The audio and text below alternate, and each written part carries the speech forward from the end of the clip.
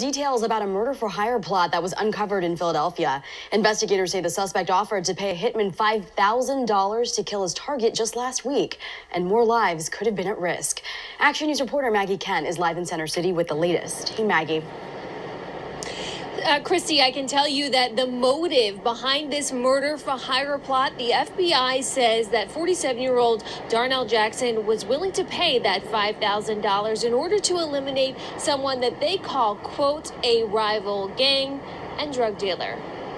It turns out the person investigators say Darnell Jackson was promising to pay for a murder to take place on July 21st was actually an FBI informant recording their conversations. He was willing to pay $5,000 to have someone murdered, and he allegedly sent a photograph of his intended victim to this other individual.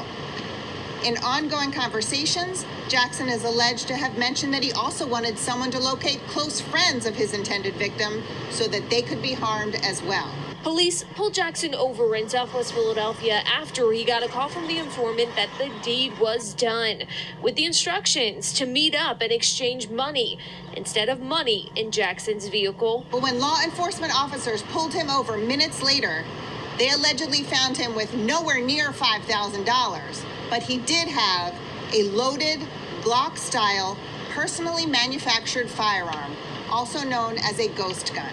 Because Jackson is a felon, he'll be charged with the ammunition found with that gun.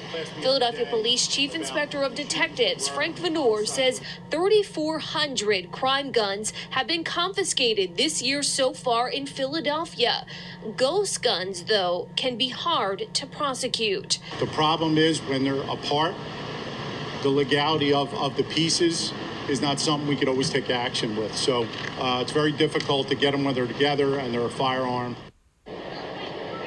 Now, this is all part of the federal collaboration with the Philadelphia Police Department known as the All Hands on Deck initiative. That includes the police department, as I mentioned, the ATF, the FBI, and the U.S. Attorney's Office here in the Eastern District of Pennsylvania. If convicted, Jackson faces up to 20 years in prison.